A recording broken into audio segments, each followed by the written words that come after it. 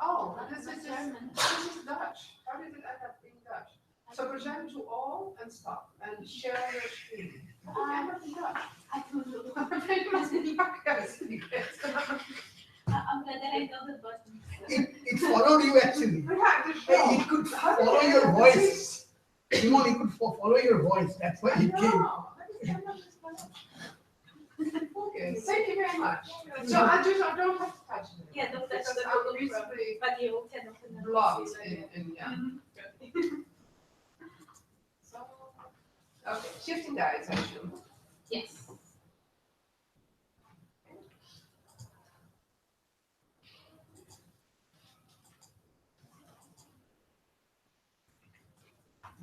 This is a awesome sheet.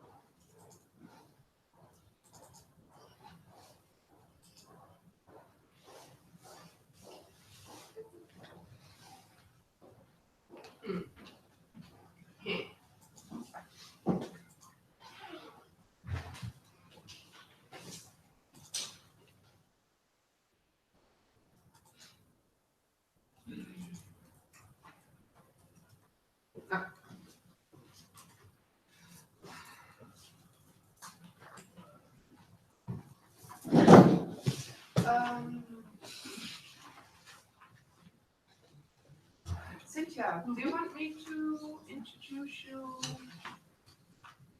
What's your formal title of this WRI?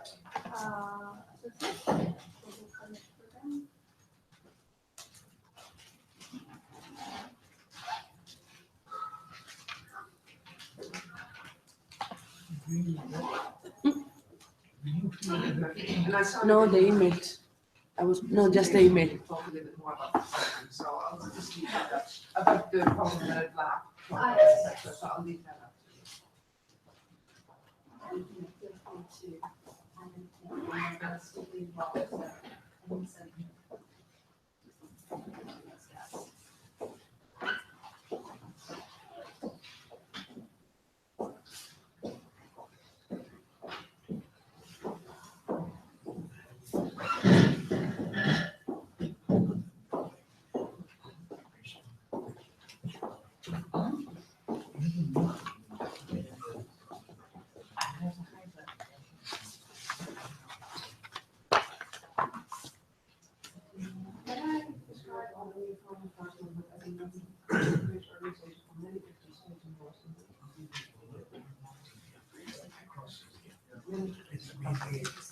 It's good to have not many. Fighting for Not many states, or three many states, but across India.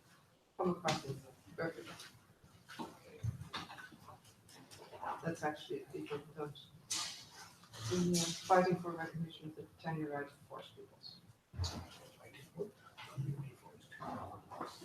Forest remnants, yes. Community rights.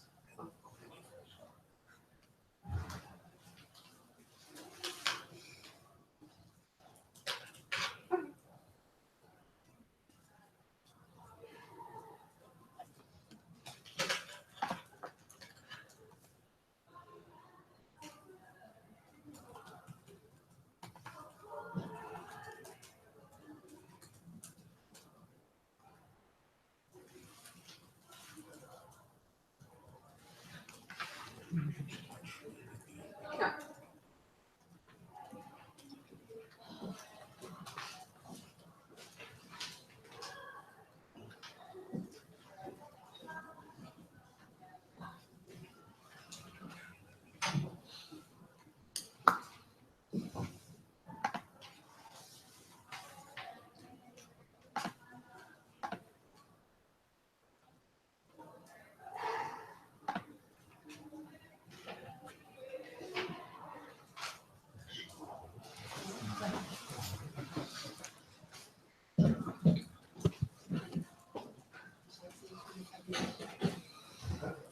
Aviation,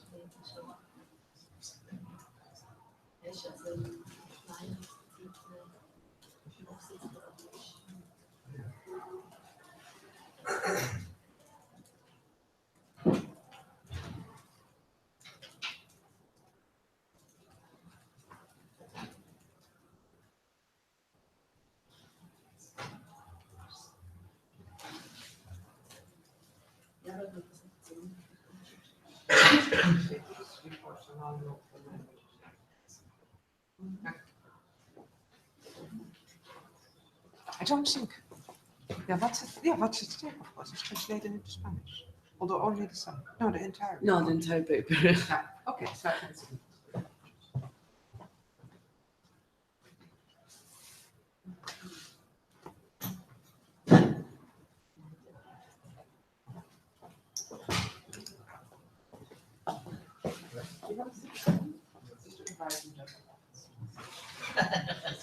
Now you see. No, mean it!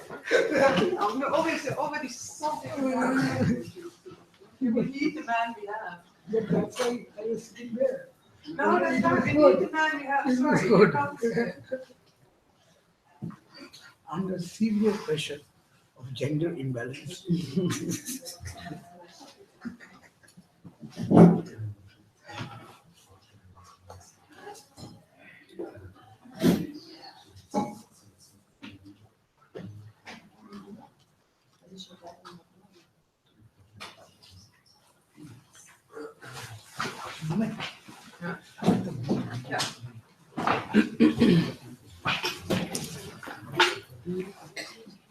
Welcome, everybody. I'm Simone Lovera from Global Forest Coalition. I know some people are still gathering in. We're straight on time. But we actually wanted to start this side event with an introductory video that was produced by a member group in Mozambique, Justicia Ambiental. And it just shows some of the problems people have with with land use change and the impacts of some assumed solutions to climate change on local communities. So I'll just put the video on. We'll not be able to play all of it, sadly, because it's 25 minutes in total. But in any case, we hope to, as people are gathering, we'll hope to show the first 5 to 10 minutes, so that you get some impression also on what's happening on the ground, and also some of the voices heard of people that cannot join us at meetings in climate change like this, but that are the people on the ground that are really impacted by these solutions. So I had this all set up and now.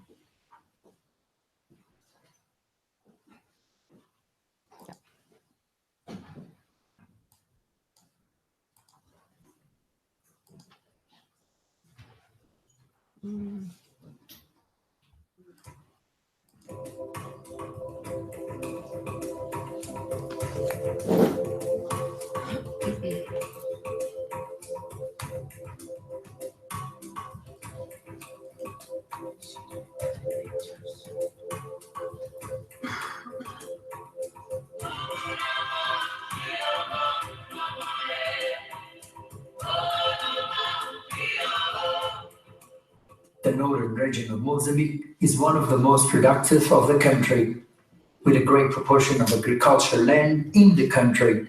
The staples are what farmers produce the most, which not only feed the region, but also other provinces of the country.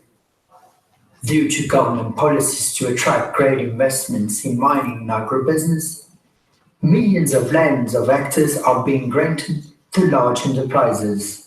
Nowadays, dozens of millions of families in the northern region of Mozambique face the advance of the forest plantation on their properties, resulting in usurping millions of hectares of land in Nampula, Niassa, and Zambezia.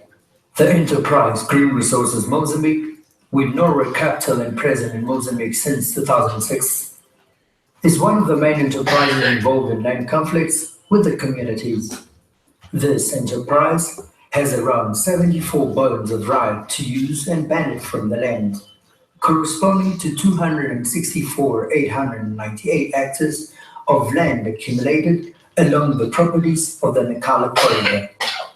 This counting includes the land concessions of enterprises like Chikwete and Niassa, acquired by Alluding Green Resources in 2014. Despite holding 264,898 hectares of land, for more than 10 years, the enterprise has only planted 24,585 hectares, which corresponds to 9.2% of the total granted area. Nevertheless, in almost all areas explored by Green Resources Mozambique, the breach of the community's rights, social commotions, compulsive resettlements, food insecurity resulting from the reduction of farming areas, and expulsion of communities to marginal and unproductive lands is visible. Many of these lands were granted without complying with the comprehensive community consultations, which violates the land law in force in the country. In addition to that, even the communities that oppose themselves to the presence of the enterprise in their lands were forced to give up their lands due to the pressure of the local government authorities, entities seen by the communities as the defenders of Green Resources Mozambique interests. The enterprise made many promises to the local communities in the beginning, such as generation of employment, building of schools, healthy communities, roads and bridges, and many of these promises were not kept.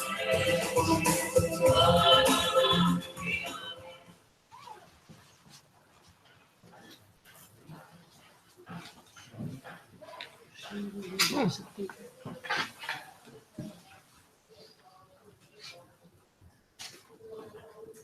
Why is this suddenly silent?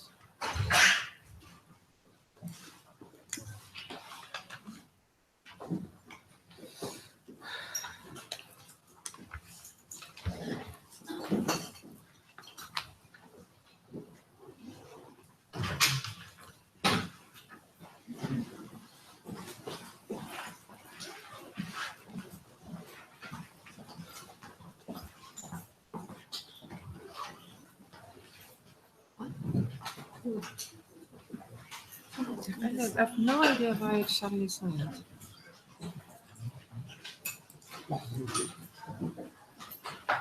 I can't talk. Wait.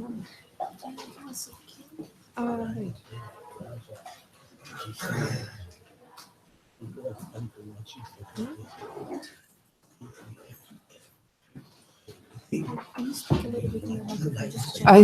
Yeah. Okay, just a second.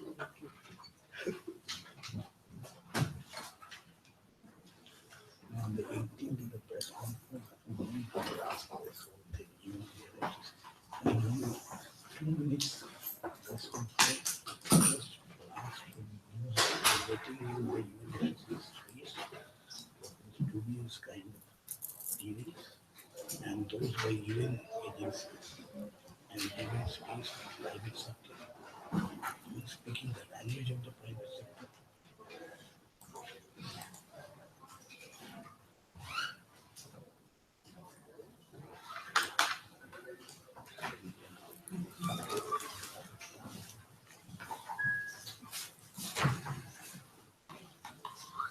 Could I have a look?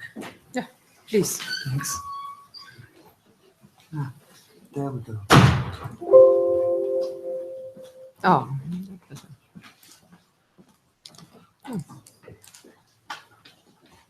It suddenly started being silent. Okay. It's okay. I'll just.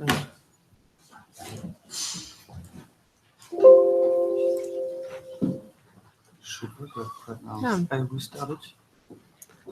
And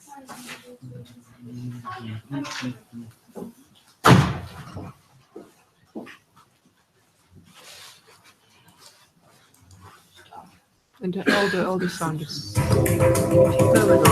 Yeah. I think it's inside the video. Yeah.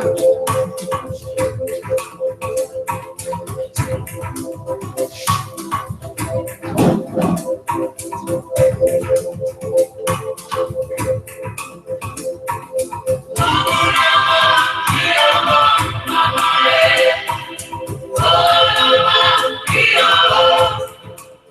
northern region of Mozambique is one of the most productive of the country, with a great proportion of agricultural land in the country. The staples are what farmers produce the most, which not only feed the region, but also other provinces of the country. Due to government policies to attract great investments in mining and agribusiness, millions of lands of hectares are being granted to large enterprises. Nowadays, dozens of millions of families in the northern region of Mozambique face the advance of the forest plantation on their properties, resulting in usurping millions of hectares of land in Nampula, Niassa, and Zambezia. The enterprise Green Resources Mozambique, with Norway capital and present in Mozambique since 2006, is one of the main enterprises involved in land conflicts with the communities. This enterprise has around 74 burdens of right to use and benefit from the land, corresponding to 264,898 hectares of land accumulated along the properties of the Nacala corridor. This counting includes the land concessions of enterprises like Chikwete and Niassa, acquired by Ludum Green Resources in 2014. Despite holding 264,898 hectares of land, for more than 10 years, the enterprise has only planted 24,585 hectares, which corresponds to 9.2% of the total granted area. Nevertheless, in almost all areas explored by Green Resources Mozambique, the breach of the community's rights, social commotions, compulsive resettlements, food insecurity resulting from the reduction of farming areas and expulsion of communities to marginal and unproductive lands is visible. Many of these lands were granted without complying with the comprehensive community consultations, which violates the land law in force in the country.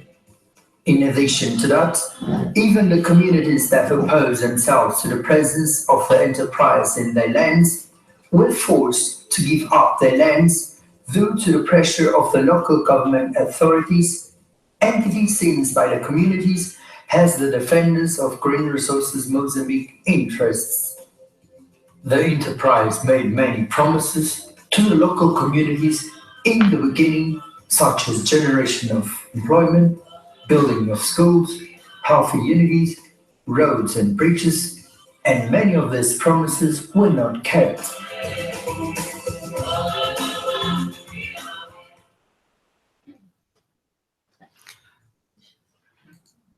Okay, I leave it at here because the sound doesn't seem to work with the interviews.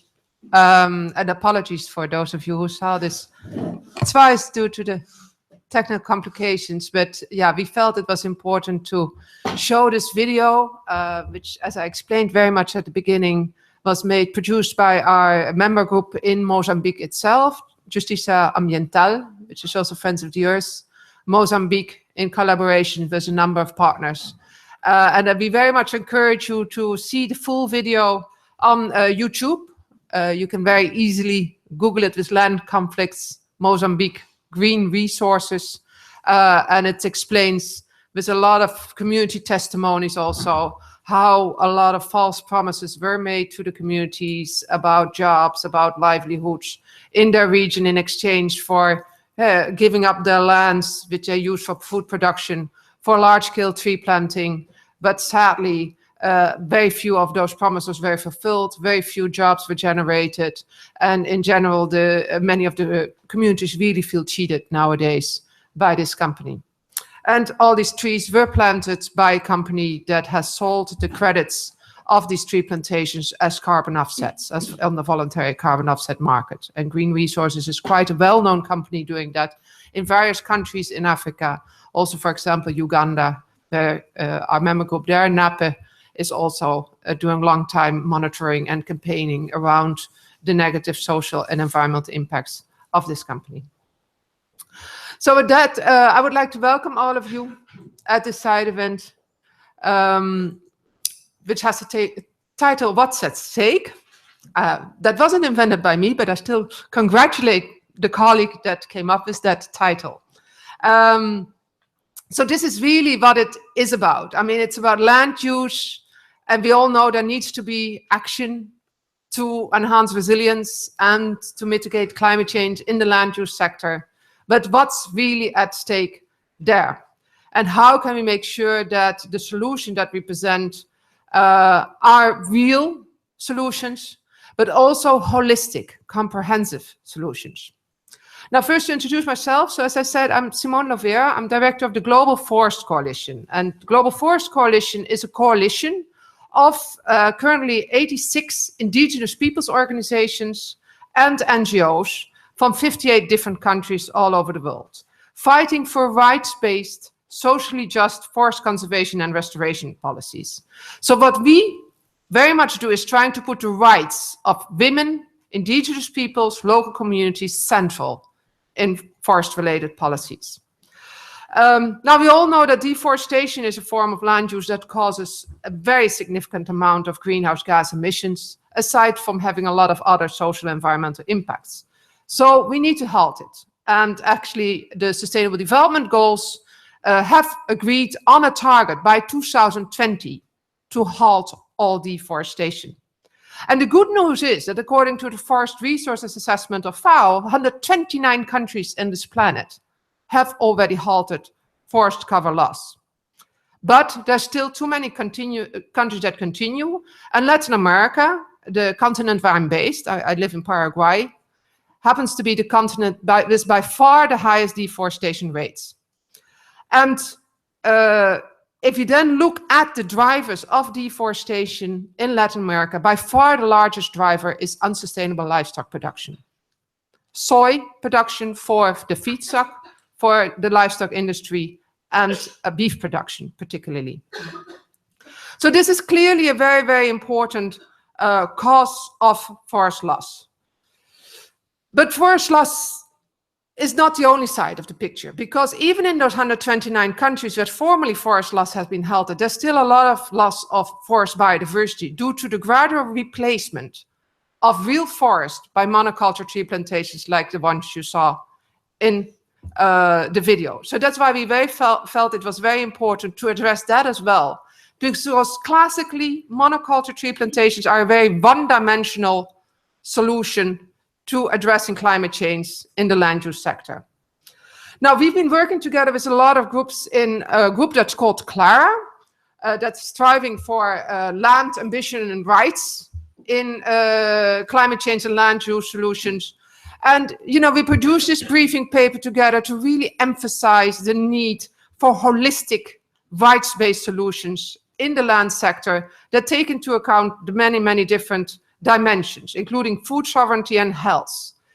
One clear solution to that is community conservation. So we're also involved in a worldwide partnership with the International Climate Initiative of Germany on assessing the resilience of community conservation in 22 different countries and really look at what are the big threats. And there we also found that both on the one hand, these monoculture tree plantations, but also unsustainable livestock production are clear, very big threats to community conservation. You can find summarized paper poor information in this document. So what we did is we produced a very big report, also with support of Misorior, that's also called What's at Stake. And it's a very comprehensive report on all the different dimensions of unsustainable livestock production, including the impacts on the climate. There's also, that is a very small paper, poor executive summary of it here. And what we found is, you know, the big challenge is really the model of production. The model that is more and more corporate driven, trade-oriented, industrialized. Instead of the very small-scale integrated livestock production that used to be integrated with other forms of food production for the family, we now more and more see very large feedlots that are supported by large soy imports from countries like Paraguay, where soy is the main driver of deforestation. So basically, trade policies are one of the big things. So I want to highlight this briefing also, which particularly looks at how WTO is influencing this whole model also. But we also looked at the alternatives. And there's the good news, because as Cynthia Elliott from the World Resource Institute, associate of the Global Climate Program, will elaborate in her first presentation during this side event. I mean, there are clear solutions to unsustainable livestock production, but those solutions need to address not just the quality of production, but also the quantity, because we need to strive to sustainable diets. And sustainable diets for us are typically, a comprehensive solution that first of all saves human lives, because unsustainable diets are a major cause of health problems and even deaths amongst nowadays all populations in the planet. But embracing sustainable diets is probably also the #1 solution that you and me as an individual consumer can take to do our little climate action, to contribute to this big problem of climate mitigation. Aside from reducing our CO2 emissions from flights, which is for many people also a very major cause of climate change. But aside from that, sustainable diets is a very important solution. So she will elaborate more on that.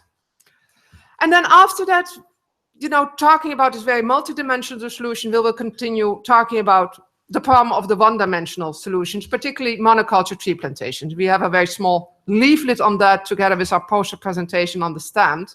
On our website, you can also find our latest newsletter, Forest Cover, which goes more elaborately on the problems of monoculture tree plantation, also how they undermine climate resilience. Because precisely in these times, we've seen, for example, in Chile earlier this year, how monoculture tree plantations are really very vulnerable to fire in times of climate change.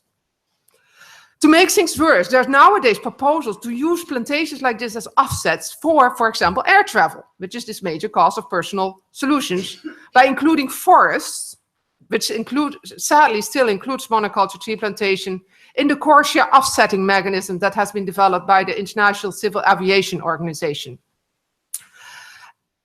Let's be clear, and that's also very much emphasized in the Clara briefing we made with other people. In a 1.5-degree scenario, there's simply no space for such offsets.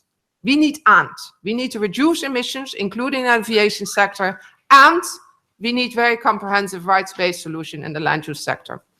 So Corina, who's our climate finance campaigner of Global Forest Coalition from Spain, she will elaborate a little bit more on what are the problems, but also how sadly a lot of current climate finance mechanisms are supporting monoculture tree plantations. And then last but not least, we have here Souparna Lahiri of the All India Forum of Forest Movement, which is a movement of community-based organizations from across India, fighting for the recognition of community forest governance and the tenure rights of forest peoples in India. And he will explain then, after we've had these global stories of how this actually works out on the ground and how there's so much risk of one-dimensional solutions to climate action in the land use sector will actually clash with the multidimensional solutions that we really, really need. So I've waved with a lot of papers, but of course we very strongly emphasize and support the paper poor policy of the UNFCCC. So please know that all of what I showed is available in multiple languages often on our website, which is simply Global Forest Coalition. So we very much welcome you to also simply download these briefing papers and reports from our website. With that, I would like to hand over the floor to Cynthia from the World Resource Institute to talk about some of the work they've been doing on the issue of sustainable diets and unsustainable livestock production. Would you like me to change the slides? I can switch over there if it's easier. Yeah, okay.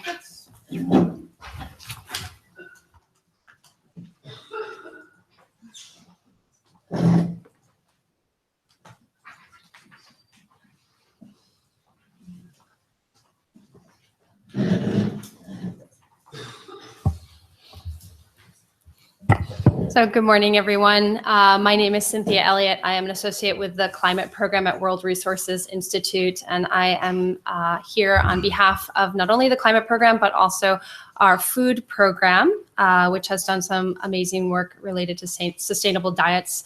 And I will do my utmost to present this information to you. So the project that I'm going to provide a little of detail about is our work around shifting diets, which is a multi-year research project that looks at some of the key challenges related to food, including how do we feed nearly 10 billion people in 2050, while at the same time dealing with sustainable development challenges, addressing development, and reducing pressures on the environment. My presentation today is going to take a little bit of a climate lens, as we are at the UNFCCC conference, and that is more my area of focus. Let's just get this. Okay. So I'm going to go through 4 different parts of my presentation. The first is going to look a little bit at the links between diet and climate change. Second, I'm going to look at how do we actually enable consumers to shift toward more sustainable diets? What is the role in this space? How do we coordinate action between sustainable diets and climate change to actually address both agendas? And what actions are we taking at WRI?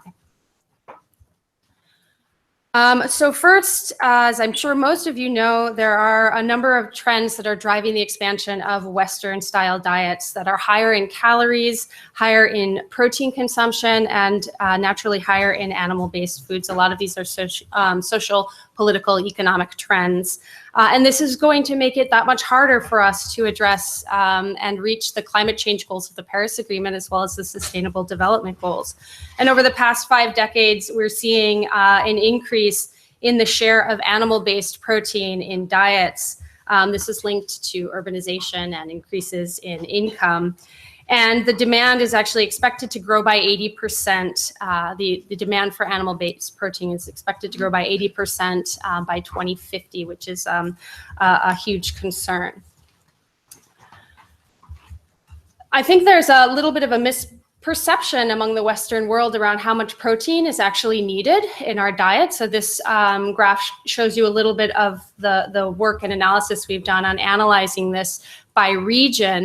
The red bars show you the animal-based protein consumed per capita per day, and the green shows you the plant-based protein consumption. On the far my left, your right, you see India and Asia with a smaller percentage of animal-based protein in their diet.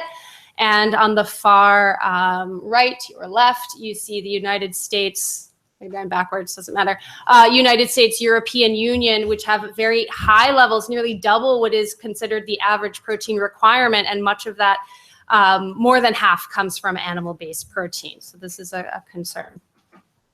Why is it a concern, though? Well, this shows you a little bit of the differences between the demand on resources, environmental resources for plant-based foods and for animal-based foods. Wheat, rice, corn, legumes, beans all have fairly low land use requirements, some significant freshwater requirements, and fewer greenhouse gas emissions than, as you can see on the opposite side of this chart, the animal-based food items, of which that high bar on the side is, of course, beef, as most of you, I'm sure, are familiar with, which has significantly substantial land use requirements, freshwater consumption, and, of course, greenhouse gas emissions. Just to hit home with that idea a little bit more, if you actually took all of the cows of the world and they created their own nation, they would, in fact, be the 3rd largest greenhouse gas emitters. I'm sure you may have heard of this. It's called Cattle Nation. Beef does require a significant amount of water and land, and while animal-based protein is projected to grow by 80%, beef specifically is projected to grow even larger by 95% by 2050. So this is a big concern. Looking at that a little bit more closely in terms of per capita situations, we have on one side the average of the world consumption per day. And on the other side, we have the United States, the average United States diet. As you can see, consumption in calories is, of course, much larger. And in addition to that, the percentage of animal-based protein in the diet is more significant as well, which then leads to nearly double the agricultural land use requirements for the average US diet. And of course, nearly double the greenhouse gas emissions of the average diet. So we, taking this information, we ended up doing a little bit of analysis to try and see what shifts, different types of shifts look like in in the diet. We have on the one side, the all the way 100% is the average US diet. So if we're looking at high consumers, the highest consumers in the world, and comparing that to the average Mediterranean diet, there's a slight amount of land use that could be saved and emissions reduced. And we believe that, you know, of course, if you look at the far side, a vegetarian diet tends to be pretty low. If we had vegan on the chart, that would also be the case, but it's a pretty big ask to ask everyone to just stop eating meat and become vegan or vegetarian. And as I'm sure many of you know, that may not actually be an appropriate request for a lot of countries that are facing other significant challenges. So we took a look at trying to think about just targeting some of the highest, the biggest problematic foods in terms of greenhouse gas emissions, and specifically beef and dairy products. So if you look at, for example, the third bar from the vegetarian category, that's just reducing only beef by 70%. If you just reduce beef by 70%, you can save 33% of your land use and reduce emissions by 35%. And if you reduce, the next one over, if you reduce all animal protein consumption by half, so just 50%, you're actually not that far off from a vegetarian diet. Vegetarian diets do tend to have high dairy the high dairy consumption. So we think that there are shifts that you can make without asking everyone to take an all or nothing approach. There are still ways to shift diets and have significant impact.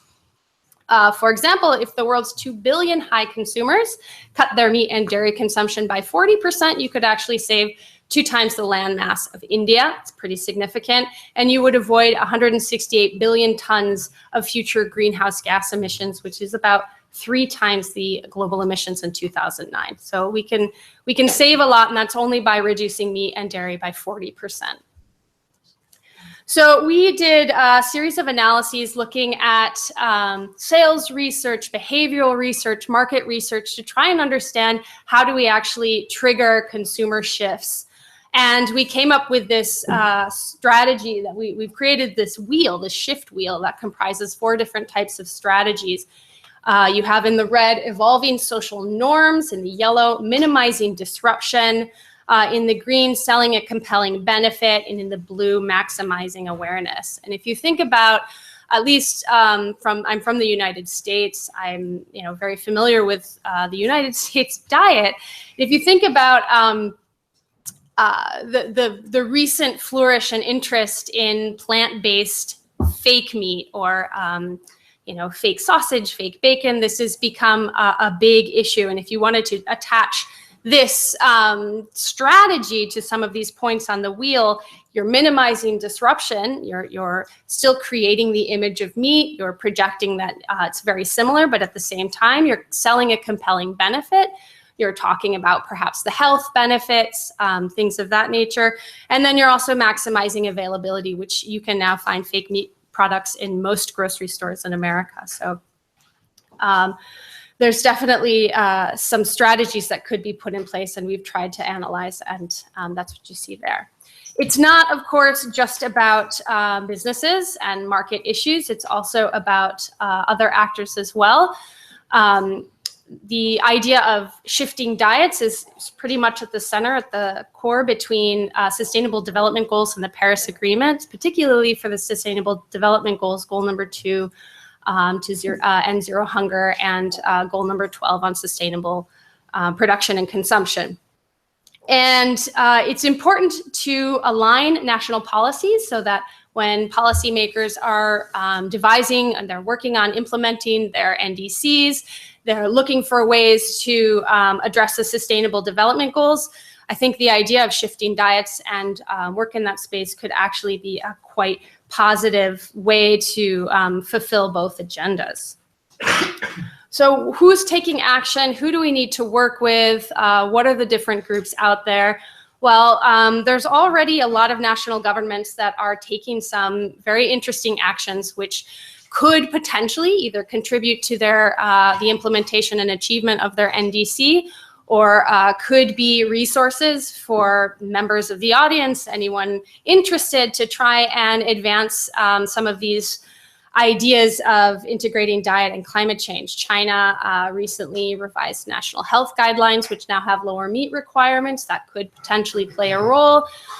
Europe is, many countries in Europe are discussing possible meat taxes, advertising bans, and new health guidelines. Costa Rica as well is another example. And then you also have subnational actors. The Lima Paris Action Agenda resulted in a few initiatives to note, specifically the Milan Food Policy Pact, where cities signed a text to reduce meat, and there's a specific element in there that notes reduced meat consumption. The city of Oakland is another great example where they are working with Friends of the Earth. They had actually revised their school lunch program, so they've devised it to have, it's not completely meat-free, but they have greatly reduced the amount of meat in their school lunches. Apparently it tastes better for the kids too, so that's a plus. And then, of course, international organizations and non-state actors. While the non-state actor community is, of course, always going to provide research and advice, we are also actors. WRI has a sustainable food policy where any food that's purchased for any event at WRI has to be 100% vegetarian. I think there are probably a number of other institutions out there that may have similar policies. I think there's a real opportunity to unite these approaches and start to gain a little bit more public awareness around them. We could create an initiative for global climate action under the Marrakesh Partnership. Additionally, private sector actors are, of course, very active here within global climate action, the action agenda. On NASCA, there are right now 118 food and beverage processing companies that are listed that have commitments, particularly in energy efficiency, and deforestation. But there are likely ways to help pull in the idea of sustainable diets and maybe get some businesses interested in that as well. So very quickly, what is WRI and others doing on this? In 2016, we launched something called the Better Buying Lab, which is a group of companies from across the food service and manufacturing industry who, along with experts from marketing and behavioral economics research groups, are testing and scaling activities to shift consumers towards eating less meat, especially beef and lamb, and consuming more plant-based foods. So these are just some of the partners that we're working with to try and come up with good strategies to shift the diet, the typical American and Western style diet. We are planning to publish a paper later this year. It's going to look at 3 key areas. One is transforming how the food industry communicates about plant-based foods. How do we actually get the messages, getting the message right? Popularizing power dishes rich in plants. So how do we actually get those as really popular dishes? And then 3, determining the correct level of ambition. Really, what do we need to do? How much do we need to do? What is the science base for creating targets on shifting diets? So I don't have too much more to add there, but please keep your eyes on our website for more on that later. That's it. Thank you so much. I will do my best to answer any questions, clarifying questions you may have, and please feel free to visit our websites. Thank you.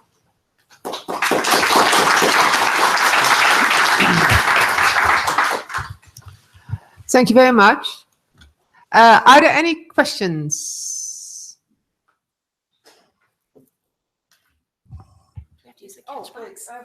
I'm sorry. Yeah.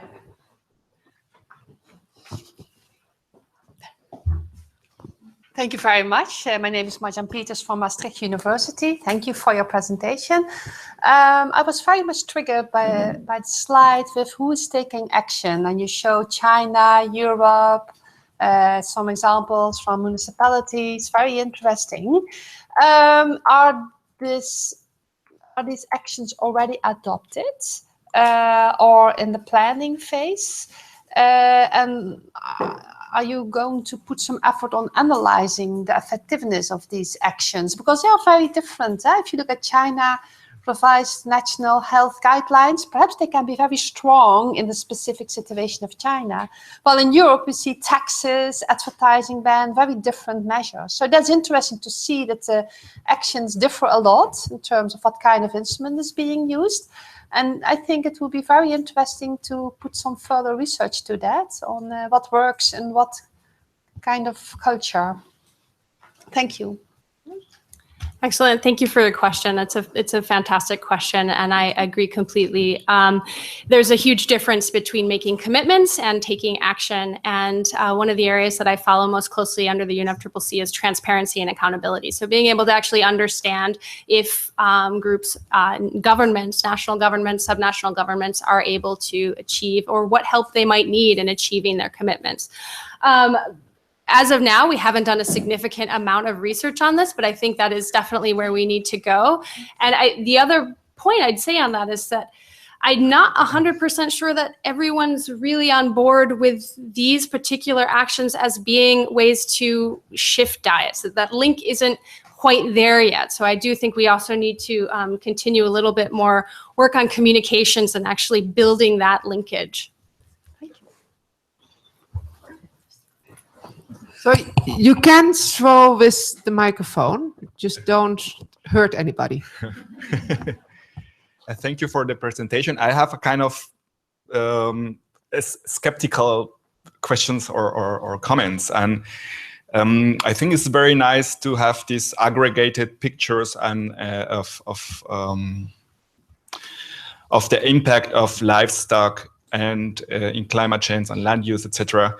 But I fear that it is like missing important interlinkages, which have potentials of livestock integrated in farming, and therefore I'm just questioning me to which extent it is the right entry point for that idea of sustainable diet shifting, which I fully understand and agree, but I'm fearing that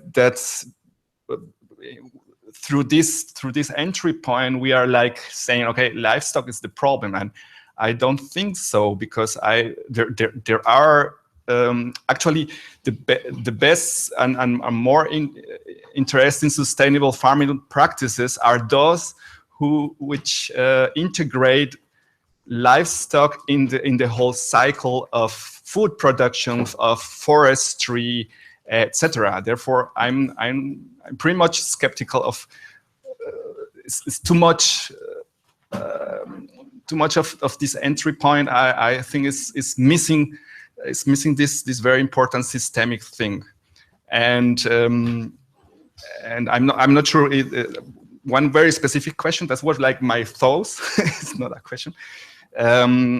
You mentioned these sheaves and how shifting from meat to plant foods are like reducing some of these impact factors. Is this already some systemic mechanism already there, which can pop up when you put more of one of the products, plant-based products? You will have very probably in the system some increases on land use for that products, increases on that kind of things. I'm not sure if you have all that, what kind of system is, or what kind of model is behind this statistics that you are showing about this. That actually, I had a question myself, and that actually very much relates, just out of curiosity, but it relates very much to some of the issues you talked about. I mean, Paraguay is typically probably the country where relatively the impact of unsustainable soy feedstock and livestock production has been the biggest. We have got 3 million hectares of our 5 million hectares of agricultural land is under soy production. And you see actually that the sustainable models that you mentioned are very much washed away by that. And of course, I mean, Global Forest Coalition is also an indigenous organization, as Cynthia emphasized. Of course, in some cultures, you know, having some animal consumption is definitely rooted. But the issue there is quantity, you know. And we've always said, I mean, we wouldn't be against soy production if it wasn't taking up 3 million hectares of our 5 million hectares of agricultural land.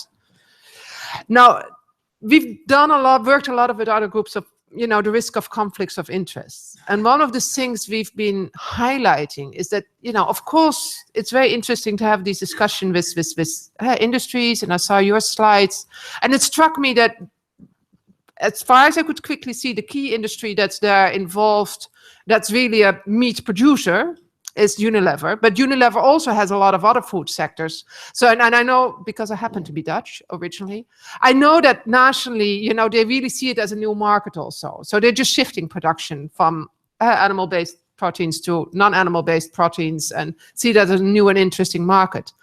But as soon as you get to the need for quantity-related measures, and for example, in the soy sector in Paraguay, the beef sector, you really need to reduce the quantity. You know, if not, you will never halt deforestation. If not, you're just shifting it around from one area to another. Then you hit upon a no from the sector. You know, so there's now a GF project in Paraguay that tries to produce zero deforestation soy and beef, and you just see them shifting around the country and devastating farmers' lands or indigenous people's lands instead of newly cut forest, but then the farmers being pushed to the forest again. So you've got what you call leakage and indirect land use change. So what is your experience with actually, you know, having a dialogue with industry about quantity-related measures that might actually really impact on their commercial interests? And do you think that that might be a limit that we have to take into account when we talk with industry? Both very difficult questions. And I am probably not the best person at WRI to answer these. I think there's this issue of balance, like in a balanced approach. I think you can't just address the issue from one side, whether it's production-based approaches or consumption-based approaches. I think you need to tackle both sides of the story. And at WRI, we just happen to have more of a market-based or demand-side approach. But that doesn't mean that that's the only solution. In terms of working with businesses, this is a big challenge. You need to also not only take on board their ideas, but also play a role in driving the way that they think and trying to push their approaches as well. And I think that just comes down to having good dialogue or open dialogue between the groups that are trying to push for action and then the business community. And that's really what we're trying to do, is just keep that dialogue open so we can talk through the options, explain the implications, that it's not just about producing more, it's also about producing better. And so that's really all I can say on that, but thank you. Okay, I'll take 2 more questions. I propose we take them both now. And then after the other 2 presentations, we hope to have more time for discussion. So I hope that other people can hold back on their questions till later then. I'll first take you because you have the mic very close, and then the lady here in front. Thank you so much. My name is Lasse. I'm from Climate Action Network. I have just want to talk briefly about 2 things. One is, if you look at the things that needs to be done to change the in order to mitigate the consumption patterns. One is to decrease in the global north, so to speak, and to try to mitigate the trajectory we're seeing for the global south.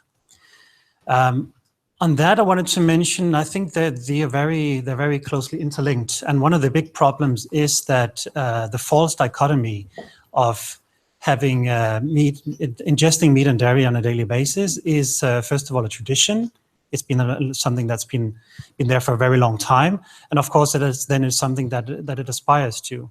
And that's often one of some of the key arguments made by the businesses and in the industry and anybody who would oppose the solution you're pointing out here. Like my grandparents, for instance, they didn't eat meat every day, right? That generation, my parents did, because it was mainly like after World War II, when people started getting more affluent and all the intensification of agriculture led to that. And having meat and dairy every day was something to aspire to. And I think that issue is very linked to the global south, because obviously when you talk about an equitable distribution of animal protein, you often come up against the equator principle of like allowing for a decrease in the global north to allow for an increase in the global south. But the basic problem is that meat and dairy is still seen as a luxury, something that is to be aspired to. And before we kind of try to retract that trajectory, it's difficult it's difficult to stop the trajectory we're seeing in the global south and kind of leapfrog into a better protein consumption patterns we want to see. So I wanted to ask you if you have done any studies in how to actually change that false dichotomy and try to make meat and dairy something not to be aspired to, because before you do that, the global south will continue to aspire to it, so to speak. Can you carefully throw it over? Great. Hello, thank you first of all for being here. I'm Naomi on behalf of IFSA. And I first want to respond to your question about the statistics. There's some very basic calculations that you can run based on the laws of thermodynamics. With every increase of a trophic level, there's a lot of loss of energy. So that's very easy to, there's a lot of papers on that. So the statistics is clear. The second point or question I had for you is, how do you partition your outreach efforts for different demographic groups? Because obviously some demographic groups are easier to reach with the message than others, especially older generations tend to find it harder to transition their diet and shift their diet. So what are your efforts and strategies to do this? Thank you.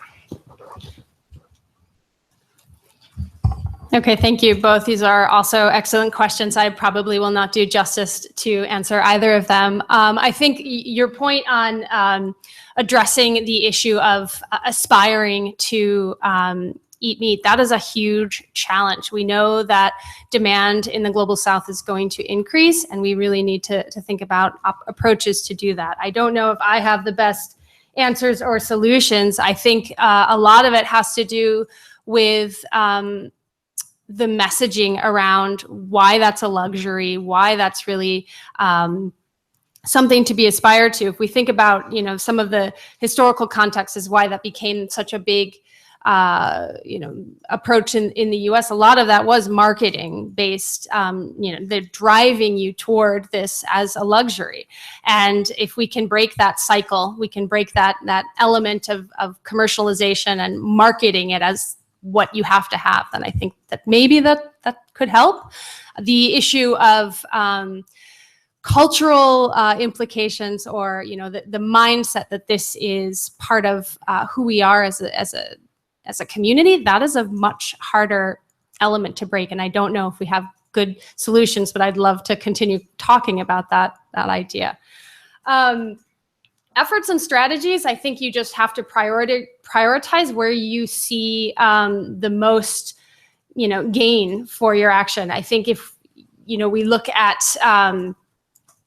you probably want to look more towards the youth and what their, plans are going to be. I think we're already seeing a shift among young people in the north, and that's a really positive sign, and working with them and with businesses on targeting the youth, I think could be a positive approach. But again, it's not, there's no definitive answer to that question. I think you have to work through individual cases. Thank you very much. And just to say, yes, there's a lot of aspiration in countries like Paraguay to eat more meat and dairy, but they've already past the tipping point in terms of meat and dairy have become a major health issue. The obesity levels in a lot of medium income countries are astonishing, and meat and dairy consumption is one of the big problems there. together with gaseosa, soft drinks. Yeah, I have noted that more people wanted to ask questions or contribute to the debate, but I do propose to first now have the other two presentations and then gather the other questions at the end, if that's fine. So I first would like to ask Coraina. Do you want to come here or? So Coraina de la Plaza, who's our climate finance campaigner. Do you want me to go there? I don't mind. Okay.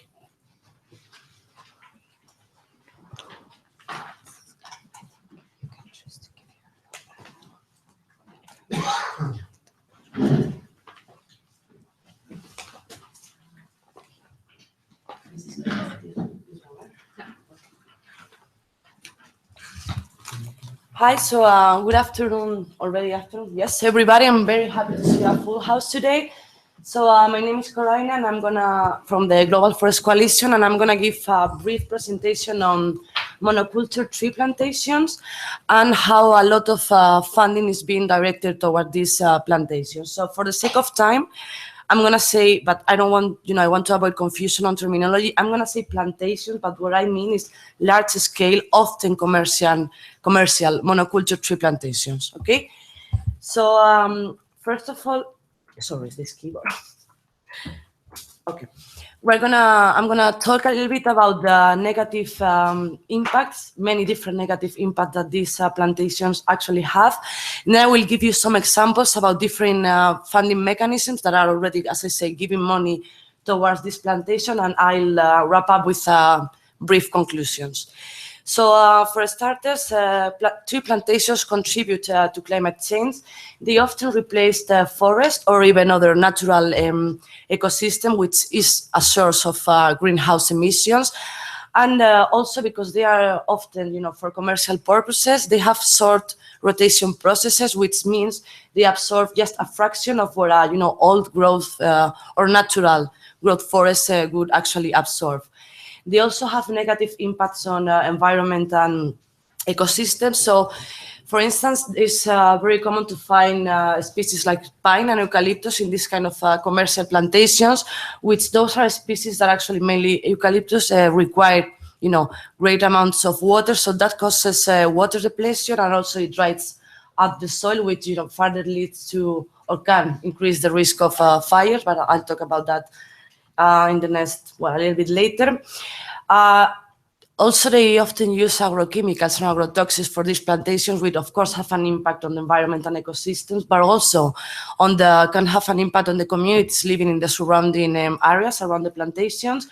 And they are also, there are studies about this, they are seen as a major cause actually of biodiversity loss, both in the soil and above ground.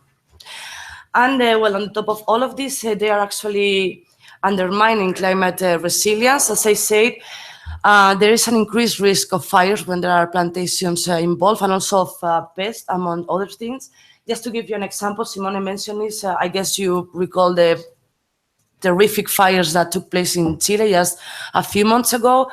There was already a study that was carried out by the University of Chile, Oxford, and the CONAF, which is like the Forestry National Authority in Chile, that already, warn about the danger of having these plantations along with, with high temperatures, like a long drought, drought, and actually over 500,000 of hectares burned, and 49 of the affected areas were pine and eucalyptus plantations. So it's not only that they increase the risk of fires, but when a fire takes place, it's much more difficult to, stop it or contain it when there are these kind of plantations involved. Because of the composition, they are quite homogeneous, and also just these various species, the pine and eucalyptus, they actually act as kind of a fuel, for these forest fires.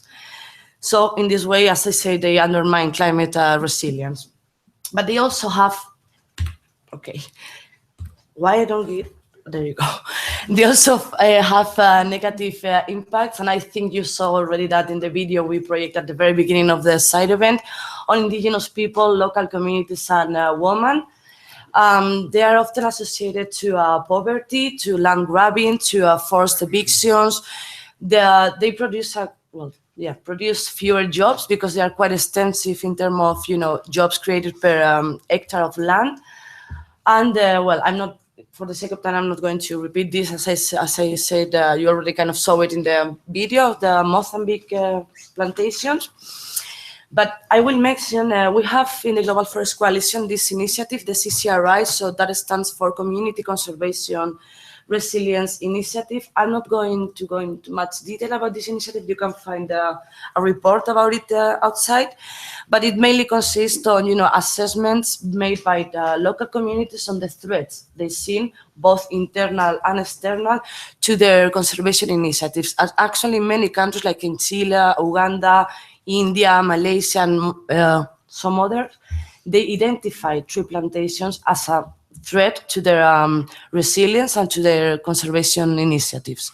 So, as I said, they have very negative impacts many times in the local communities living around them. So, I forgot to mention before, they are in fact, because of this associated biodiversity loss, they are very often called green desert. That's what you can read that in the slide. So even though, despite all these negative impacts, there is still a very considerable part of international funding going to the promotion and further expansion of these plantations. And there are several reasons to explain this. I'm going to mention just like the three that I consider the most important ones. One is that there is still a lack of consensus and a lack of an adequate definition of forest. So many definitions of forest, like the one that FAO has, does not exclude plantations, and they use misleading terms like plant forest. This leaves the window open, to include this kind of monoculture tree plantations under forest restoration initiatives. There is also one of the main rationales behind the promotion of plantations is that they are going to take place in what they call abandoned or degraded lands, as a way to expand forest cover and recover these lands. At the same time, you actually increase the fixation of CO2 emissions. But when you actually go into the detail, into the proposals, and you read the definition they provide of abandoned or degraded lands, sometimes it's just pretty much everything except for primary forest. So you have to be very careful with this terminology. And sometimes they even include, grasslands that communities depend on for instance, cattle. But that's something that my colleague Souparna will elaborate further on. And well, there is also a growing dependency on, climate policies, on private investments, and it means further promotion of plantation, because when there is most of the time, private investment is to make some profit out of it, and plantations are an easy way within this sector to make these kind of profits. And in addition, there is also a growing tendency in many, coming from, Simone already mentioned it, coming from some polluting industries to use plantations for carbon offsets. And well, this is quite wrong. I mean, this is something, it's not permanent, it's quite volatile, like what we saw in Chile a few months ago. So you cannot use, of course, forests, but much less plantations, which are even more volatile to, offset carbon. So having that said, I'm gonna get into like the second part of the presentation, which is how some of these international funding mechanisms are giving money to these plantations. One of them is the FIP, so the Forest Investment Program, is one of the 4 programs that you can find under the CIF, the Climate Investment Fund. It became operational in 2009, and right now there are 23 FIP countries at very different stages. Some of them were involved from the very beginning, like Peru and Brazil, while some others were just, accepted as FIP countries, like Rwanda or Mozambique. And as for now, the FIP funding envelope stands at $724.8 million US. And there is actually in the design document of the FIP, one of the investment, as you can read in the slide, one of the investment criteria states that the FIP should safeguard natural forests and should not support the conversion, deforestation, or degradation of such forests through industrial logging, conversion of natural forests to tree plantations, and other large-scale agricultural conversions. So it's something that in the design document is contemplated, but when you go to the portfolio of the FIP, For instance, Mozambique, as I said, is one of the most recent FIP pilot countries. One of the projects under the investment plan of this country is this emissions reduction on the forest sector through planted forest. So there you can find this misleading terminology I was talking about before with major investments.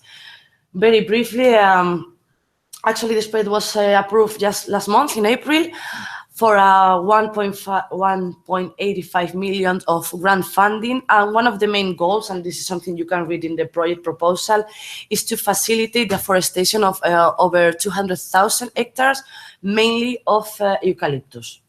And of course, this project is run by a private company. It's a pulp and paper company, one of the leading one in the country, is called Procalia.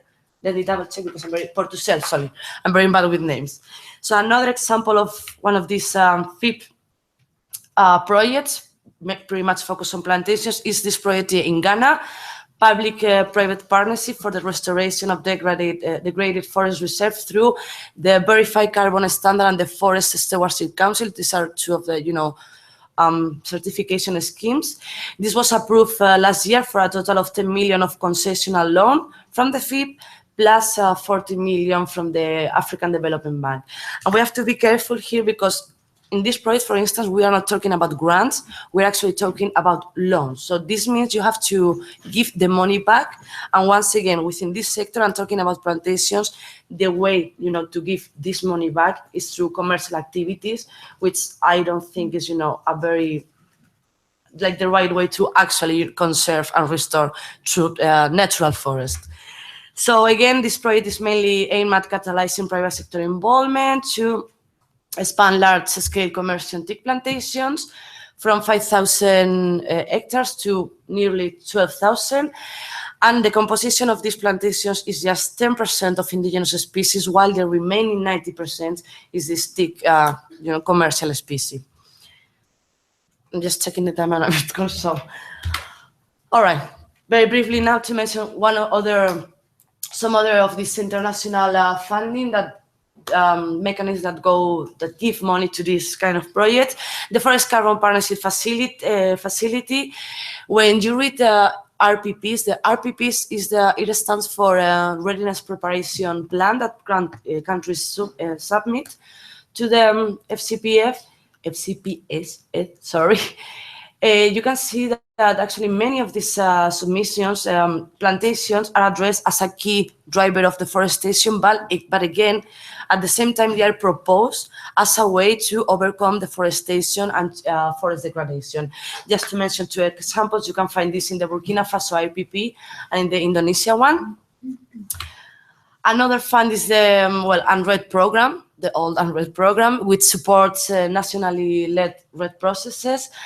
And again, in many RED processes or many national RED strategies, you find the plantations included under the programs to restore forest. There are plenty of RED projects which are based on monoculture tree plantations, and just to mention a couple of them, which actually have been quite polemic, the Jariamapá RED project in Brazil and the Kikonga carbon tree plantation project in Uganda, which actually has been very controversial because communities around the plantation have reported the arbitrary arrest of people, the confiscation of cattle, denial to the access to water tanks that were constituted for the community. So once again, you can see how some of the projects have very negative impacts on communities living around them. And to end with the last international fund, so the Green Climate Fund. Let me be very clear here. So I'm going to speak about this Proeza project. It's just recently, it was submitted by the government of Paraguay to the World Bank and FAO, but it's not a project that the Green Climate Fund is already supported. So it's been submitted for further consideration by the board. It might be considered during the next meeting of the board in July, or maybe further on in the upcoming meetings. So far, as I said, it's just been submitted for consideration, but once again, this project is largely based on, funding, mobilizing fund to support the expansion of plantations. And plantations, as Simone already mentioned, in Paraguay are primarily meant to produce bioenergy for the forestry sector, which is one of the main drivers of deforestation in Paraguay. So we have to, this is the Green Climate Fund has come up as the main funding mechanism, so we have to be careful that it doesn't fall in the trap that as other funds have failed into of funding and promoting these plantations. It's important to keep an eye on this. And also it's now, in addition, the Green Climate Fund is currently defining the next step for its RED results-based payments. So this will lead to, of course, more funding for RED-related activities, which, as we have seen, this will probably translate into more funding for monoculture tree plantations if the issues I explained are not properly addressed. So to finish, some conclusions. Plantations should be clearly excluded from forest definitions. Plantations should not be subsidized with climate finance, should not be used for carbon offsets in climate change policies, as they are non-permanent and quite volatile. They are false solutions to climate change, and this money, this finance should instead be redirected to conservation and restoration of natural forests, an initiative led by indigenous people, local communities, and women. That's all from me. Thank you.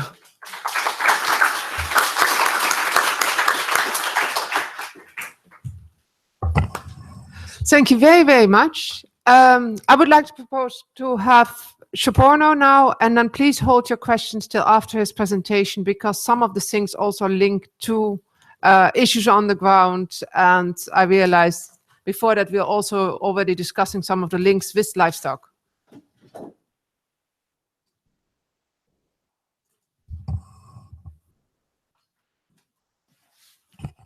Yeah, I'm coming from a country where I think India is one of the biggest meat exporters. And while I can find the meat processing industries growing like anything in India, but it's true that the phenomenon of traditional livestock rearing is going down. And that's because mainly due to access to grazing grounds, reduced access, and also natural fodder. So these two phenomena which we can well follow in our country also. I could have finished in like 1 or 2 slides but the story is there to tell, because if you see the modern history of Indian forests, which started with the colonial forestry, and it was incidentally called scientific forestry, which was basically planting of monoculture species of teak, and we call sal, which is Soria robusta, which gave revenue to the colonial empire. And this scientific forestry needed also the colonial empire to appropriate the forests. And so that the story started there, that with the scientific forestry and the monoculture plantations to get revenue out of that, the appropriation by the state of the forests deprived the traditional rights. That's the beginning of the story where the forest communities lost their traditional rights. It's the beginning of the story where the forest communities had huge restriction on the access to the forests. And what we are coming today, in the name of the climate action and and stopping of forest loss, we are coming to the same story in gist that we are seeing, that in the name of afforestation, reforestation, halting forest loss, the same story is repeated again in our countries. The violation of the rights of the IPs and the local forest communities, reduced access to their forest by expanding and extension of the protected areas, reduced access to grazing grants, turning all the village commons, grazing grants into plantations. And that the gist is the story.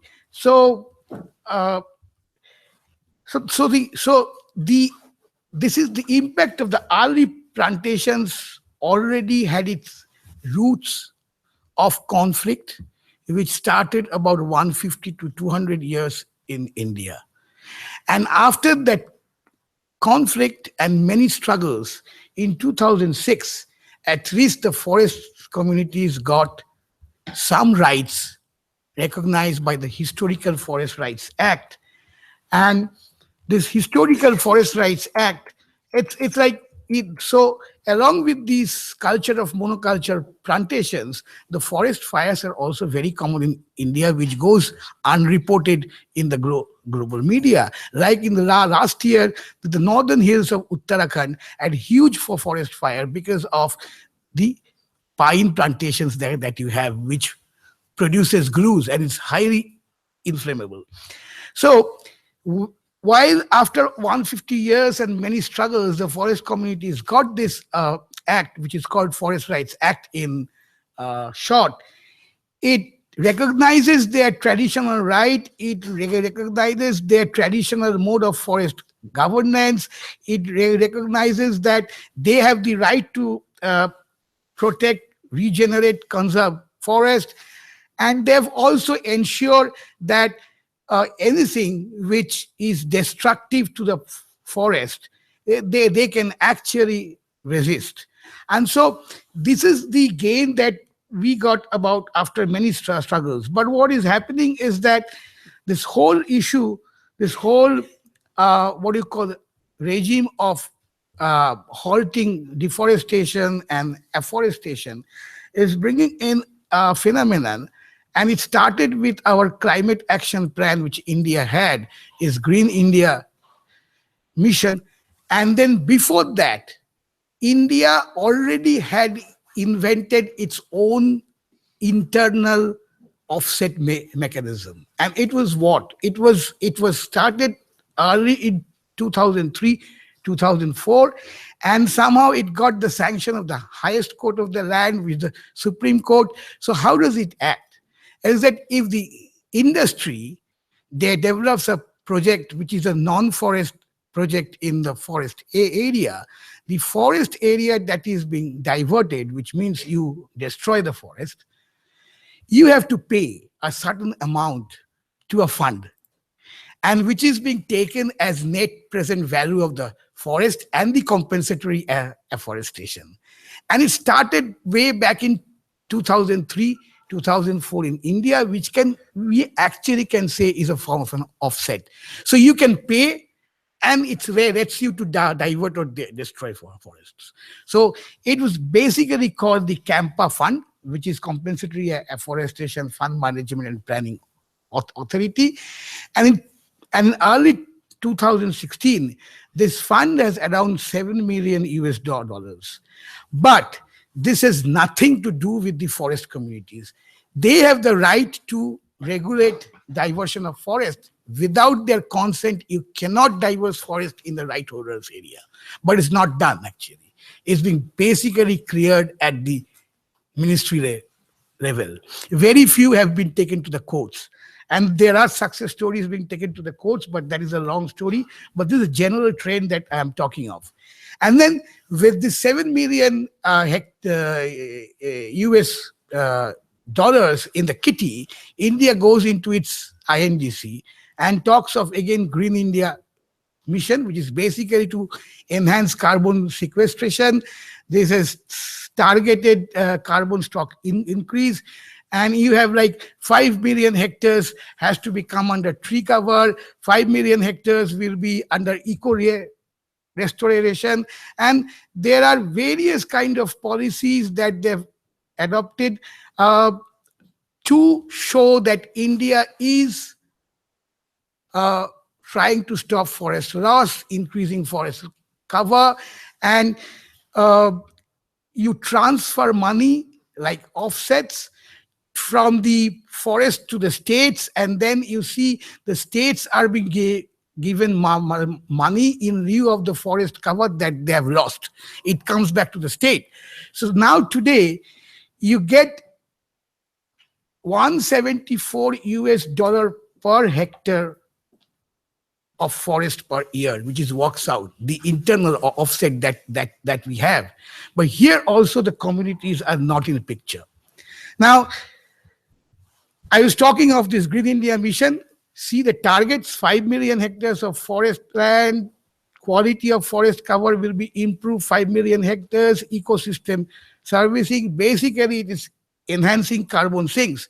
But the mechanisms are nowhere there. What is the species that they're going to work with is nowhere there. What is the expertise that the Forest Department India today has to do ecosystem restoration is nowhere there. So it's basically mostly monoculture plantations, and the lowest level of governance in the forest areas, which are the village councils or gram sabhas as we call, are completely bypassed. Their consent is not required. They are not given the participatory, they are not part of the participatory process. They don't have the financial powers to implement. Everything goes to agencies like joint forest management committees, where forest department and the state have their full control and power. And incidentally, these joint forest management things were financed, were facilitated for about since 1990 by the Ford Foundation and the World Bank. So you can see how, in the name of stopping deforestation and increasing forest cover, actually the forest communities are totally marginalized out of the participation process, consent, and the and in total violation of our own legislations.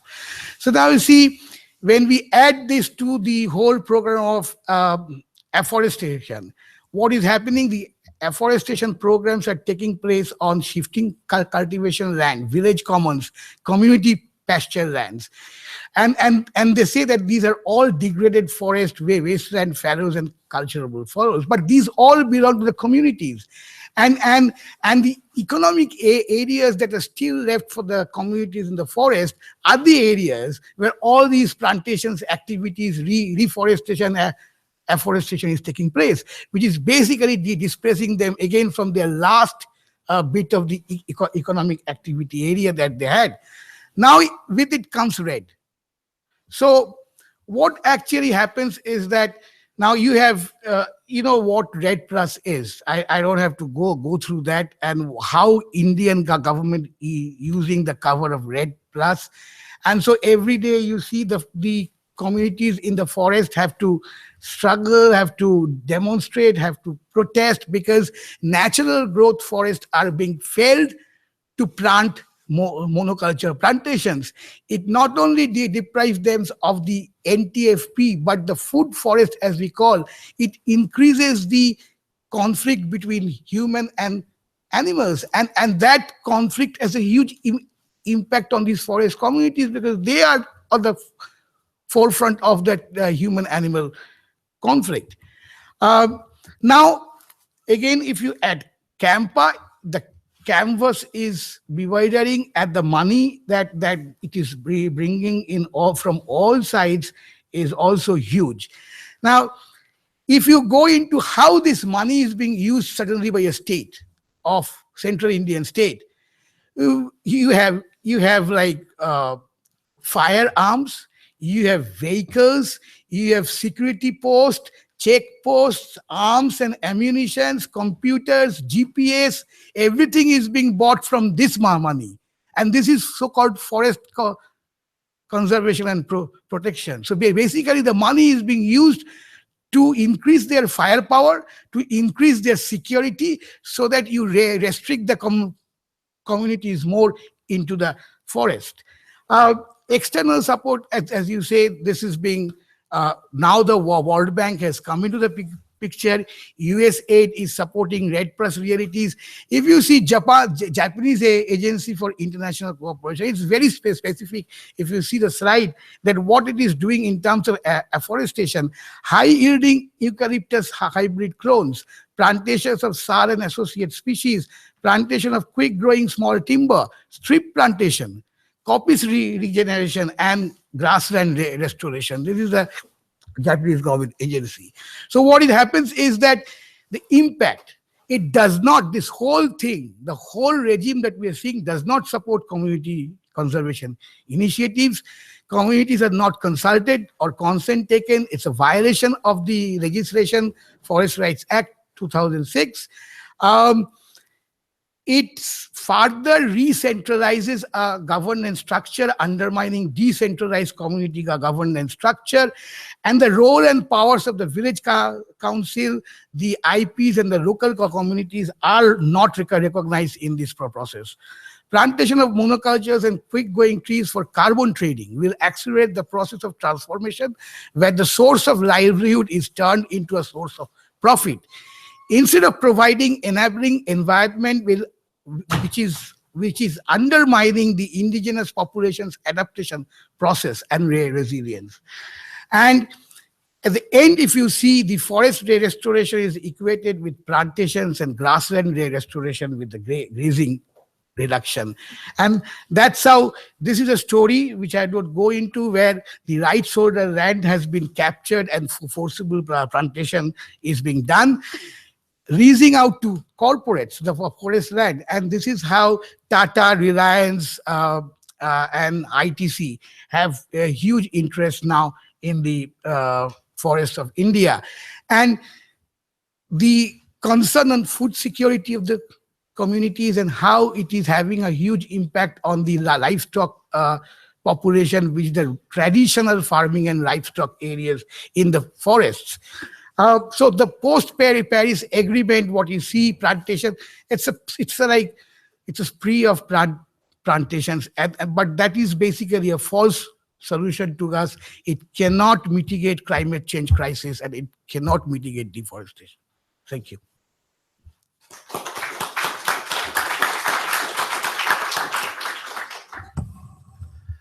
Thank you very, very much. We still have some time for questions, comments, contributions to debate. I first had the gentleman here. I think the micro thrower ended up there. If you can pass or throw it over, and then I've got you.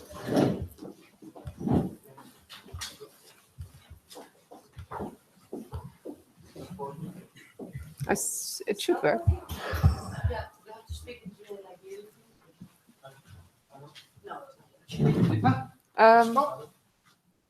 Is there a button?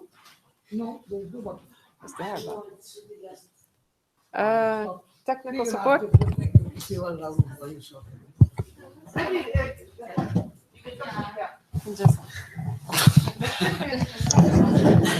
I think there's a second mic there. So yeah, I had one comment about this previous presentation. I met one leader of Gram Sabha in Rajasthan, in a small village, and he told me that the solution they found to preserve and conserve their trees, because it's a major concern in this region, very arid, that if somebody cut a tree, the person has to leave the village for 6 months or 1 year and pay a fine of 1,000 rupees. So it's quite a lot for villagers. And if he's doing it another time, the fine is multiplied by 10. So it's, I mean, indigenous people are very, they know the concern, and they also have solutions for this. I had a question previously. It was about the calculations, and we saw so especially about greenhouse emissions. Do you take into account the transportation of meat in the calculation, or it's not only about the production?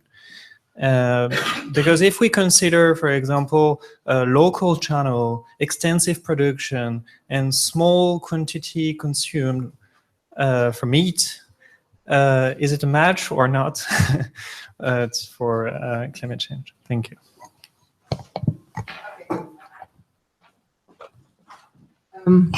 The lady there in the middle. It works again. So. Yeah, thank you. This is Sabine Reinecke from University of Freiburg. I enjoyed this panel a lot. Also seeing another gender imbalance as compared to other scenes in this event. I was very intrigued about certain questions you raised about terms, definitions relating to abandoned, degraded land, and then this whole initiative, the current initiative around the Bonn Challenge, 150 hectare restoration, or even 350 hectare mobilization by 2030, popped up in my mind, which targets precisely these degraded lands. And I was wondering, how do you think about this initiative? How do you think about restoration as such? Forest restoration, is that something that needs to be abundant now? Is this a bad initiative? Are there certain conditions where you could say, well, actually we support these kind of initiatives, but? So I'd be interested in learning a bit more about this from different panelists, especially the last two. Shall I hand it over? I propose to have, I've had Christoph and Virginia. And Hi, Christoph Thies, Greenpeace. Sorry, I couldn't be here the whole time. I only heard the first presentation, where my question is it available? It was very interesting. And then I heard your last presentation, and that I could only very, very strongly agree with you. And what you presented, in my view, using the example of India, shows the crucial difference between afforestation and forest restoration. And many people, even sometimes in this conference, they confuse the two terms, sometimes maybe deliberately.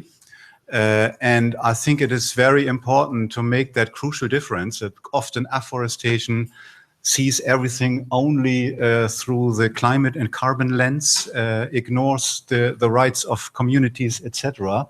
Whereas forest restoration and ecosystem restoration, trying to bring back native vegetation together and with the consent of and respecting the rights of indigenous and other local communities, is maybe a crucial measure to mitigate climate change and also achieve biodiversity targets and other sustainable development goals. And if I may do that quick advertisement, we would like to continue discussing with you tomorrow, 16:45, in this room, in an event co-organized by us from Greenpeace and the Rainforest Foundation Norway, exactly on forest ecosystem restoration and why it is so crucially different from afforestation.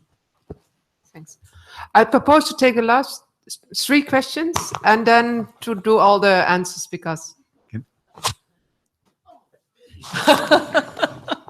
My basketball skills haven't died. Thank you. Virginia from the Australian Rainforest Conservation Foundation, and thank you so much to all the speakers, particularly the last two, given my personal passion about trying to get genuine forest protection and restoration that supports and works with the interests of local communities. I'm still struggling to work out how it is that an initiative like RED has been diverted entirely into essentially agricultural plantings of monocultures in trees, and whether or not anyone's actually done an analysis of all the climate money and where it's ended, you know, how much has actually ended up subsidising plantation establishment for paper companies or some other form of agricultural product. And I think that is actually a desperately needed analysis. When you talk to people in the community, what they wanted to see out of RED was genuine support for communities living in forest, genuine protection of what's left of Earth's natural forests, and where necessary, restoration of degraded natural forests. That kind of prioritisation coming out of the Paris Agreement and in the Paris Rulebook is critical. And I think we have to do whatever we can to try and get this sort of this holistic approach that you talk about, Simone, and a prioritisation around ecologically based and community-based forest protection and restoration activities. The points that a couple of speakers made about the risks, the climate risks around plantations, That's well developed now. The CBD itself, the Convention on Biological Diversity, has published papers on the resilience, the climate resilience that you get if you protect and restore natural forests. It's the least risky investment that you can make in the forest sector. If you're just looking at it in financial terms and the return for carbon, actually the least risk is in protecting and restoring natural forest ecosystems, and the most risky is monocultures of plantations. So thank you very much, and I hope that we can actually really strengthen the engagement of everyone here about the seriousness of this issue, with billions more dollars about to pour into some form of tree planting. Thank you. Thank you, Chair, and thank you for these great presentations. My question would be rather to the public, more to the public rather to the presenters, that just to ask how many foresters or forest engineers are sitting here in the room. So That's distinct from forest conservation. I mean forest as a profession. So foresters. So I see no one, so that I should stop here, because I see that we discuss about something that we don't know really, because otherwise we wouldn't say that. Let's say we wouldn't talk about forest fires without talking about the causes of the forest fires, for instance, because the causes mostly, in 90% of the cases, according to the GRC, is man-caused forest fires, and the rest is just at least here in Europe, because GRC refers to Europe. We wouldn't say either that water depletion in plantations are higher than on the rest of the forest, and we wouldn't say it either that the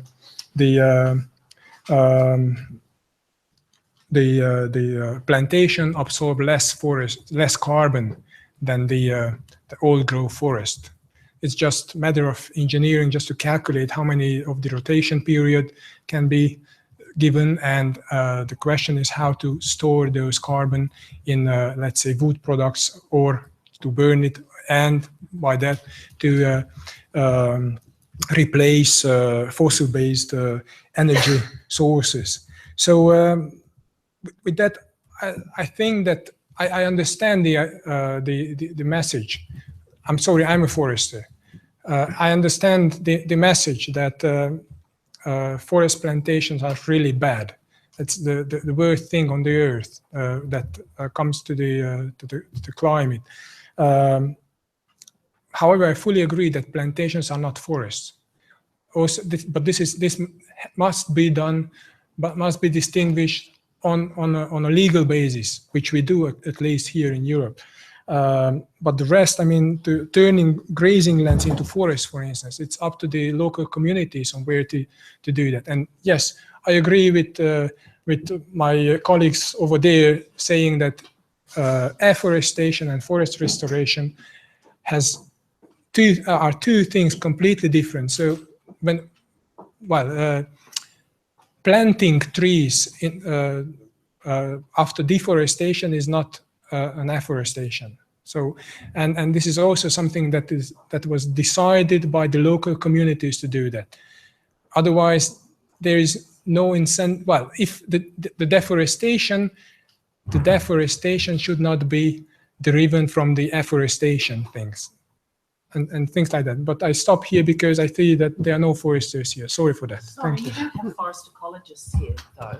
So it is a little offensive. I'm sorry, I just have to respond, because the science is clear that there's a greater risk of fire, pests and disease in monocultural plantations than there are in natural forests. So yes, I agree with you. The cause of fire is usually some form of human access, but there is much more vulnerability. In fact, in Australia, old growth forests put fires out. Even the very severe fires in 2010, when they hit the wetter old growth forests that hold more water in the system, the fire went out. So there's a lot of evidence around this. I'm afraid this is a long conversation, I'm getting but I really signs must from take issue with you on some of your suggestions. Okay. Who else gets the Thanks ball? a lot. I do think it's a very important contribution. Yeah. We will. Yeah. I propose. I'm afraid I'm getting signs, and it's very impolite here to hold the room too much. It's a very good and interesting debate. And I'll give all the panel one more chance to react. I had one more question pending. I would. Yeah, are you sure you can do it bilaterally? That's great. Then I would like to invite the panels, which does include forest ecologists and forest experts, which are actually community-based organizations living in the forest themselves, but to have reflection on the questions. And I'm afraid we'll have to wind up there. But thanks a lot for the contributions. I think that that's really important to make those distinctions. Corinne, do you have?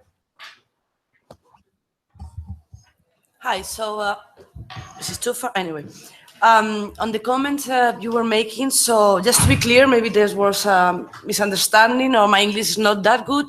I didn't say that plantations were the main cause of fires. Actually, you are right. It's anthropogenic causes, and this study that I mentioned from Chile said as well. What I said is that when there is a wildfire and there are plantations involved, it's rather more difficult to stop and contain those fires. And that is not something that I'm not a forester. It's something that I've read from this study made by the Oxford University and the CONAF and Chile University as well. And well, as I said, I'm not a forester, but the same way you are saying water depletion is not, caused by plantation or not affected, and they don't dry up soils. I'm not gonna, argue that. I'm just drawing those. I'm taking those data from, for instance, FAO. You can find all the information in the flyer that is outside, and from other researchers. So yeah, I'm not a forester. To me, it's something more intuitive. It makes sense, but I'm taking this from, researchers that agencies like FAO have done. So I don't know if I address your comments. I totally agree. Plantations should be excluded from forest definitions, and that would clear up the way, much more. And my main point is, so since we are not in that situation yet, and I don't know if at some point they will actually exclude this type of monoculture tree plantation from forest definition, the main problem is that the money that is being given to forest conservation or forest restoration is not being given to those initiatives. It's given to plantations which, at least we agree on that, they are not forests, so it's being wrongly given away. That was my main messages. Can you briefly, on the transport emissions? Just quickly, no, transport was not included, so that would obviously change the situation. But on the point of, like issues of local consumption, you would also have to take into account whether or not it was a native or non-native species, and the water and resource needs for local plants as well. So we'll stop there. Do you want to very briefly? Yeah, I just couple of points. Fortunately, I learned and still learning all about forest from the forest communities, and I think I'm on a very strong ground. They are the real actors, and they know much more on for forest than any foresters. And that is the history of India. We have seen how foresters like Dietrich Bandrich has actually what we are seeing today in India. He's a German forester called modern father of modern forestry. And so we have seen what they have done. The second is we have to go beyond trees. Tree does not make sense to us. What kind of tree? How will it help the livelihood of the forest communities? How will it be a part of the food of the wildlife that the forest is there, and how the fuel would come? So there are various factors on which the species that you need to use has to come for. And so trees and only monoculture plantations doesn't mean anything to us. So that's why I'm saying a tree plantation is not enough. We have to move beyond that and go into much diverse species, which actually forest communities, if you ask them, they all have the knowledge. They can tell you which species to plant on which kind of soil, where and when. It's most unfortunate that they're not being consulted. We really need to wind up there. Thank you very, very much. The one question, why does climate finance go more to afforestation instead of, the forest restoration, because it's so much dependent on private sector interest. And Corina mentioned that in her presentation. Of course, private sector interest means that things have to be commercial, and afforestation projects are much more profitable than others. So that again points at the problems with conflicts of interest, with the broader theme. I would like to thank all of you for coming, very much thank the presenters, thank the co-organizers of this event, which are Brighter Green, a US think tank, and Friends of the Siberian Forest from Russia. Brighter Green also has more materials on livestock, both on the website where you can download them paper-free, and we'll bring some at our exhibition, which you can find in the corridor there. Thank you very, very much for joining us today, and we wish you very successful climate action.